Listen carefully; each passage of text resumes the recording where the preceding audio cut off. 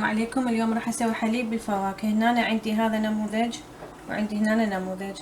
عندي وحدة موزة حجم كبير قطع على هذا الشكل. عندي 4 تكي او توت هذا اللون، واذا اي فواكه عندكم موجودة عادي، انا هاي الفواكه موجودة وطعمها طيب. 4 كوب حليب. عندي هاي النموذج الثاني، وحدة موزة حجم كبير، 2 فراولة، عندي 1 كوب حليب. شكر او عسل موجود عندكم تقدرون تخلون. طبعا هنا أنا راح اخلي بالخلاط الكوب الحليب.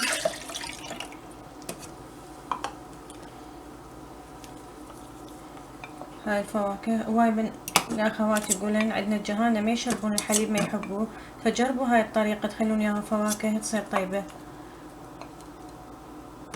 واي نوع من الفواكه الموجود عندكم هم تكون طيبة وصحية. راح اخلي شكر، والشكر حسب رغبتكم، شكر او عسل موجود عندكم.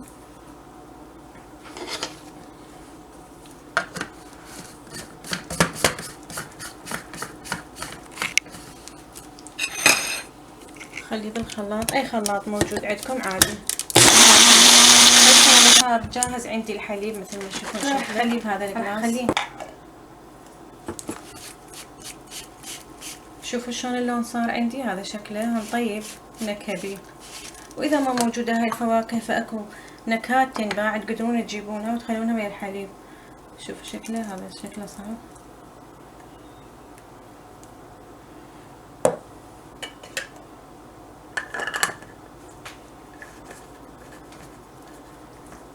هذا عندي صار جاهز نموذج.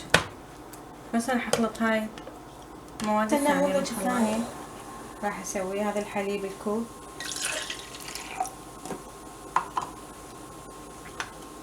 الفراولة عندي جامدة، اذا موجودة عندكم فريش عادي.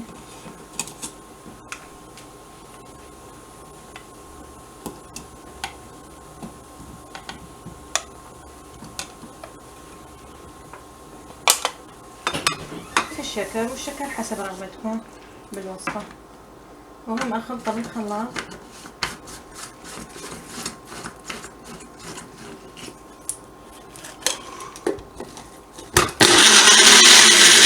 صار جاهز عندي هذا الحليب كوب هذا هنا، وراح اخليه تشوفون شكله. طبعا هنا من تخلونه بالكوب وعلى هذا الشكل يشتهي الطفل يشرب بيه. شوفوا هذا شكله.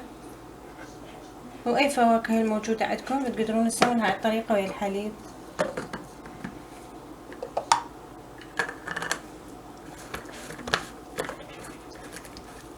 هاي النموذجين صارت جاهزة عندي مثل ما تشوفون شكلها. حليب طيب وصحي، وهذا شكل النهائي، والف عافية.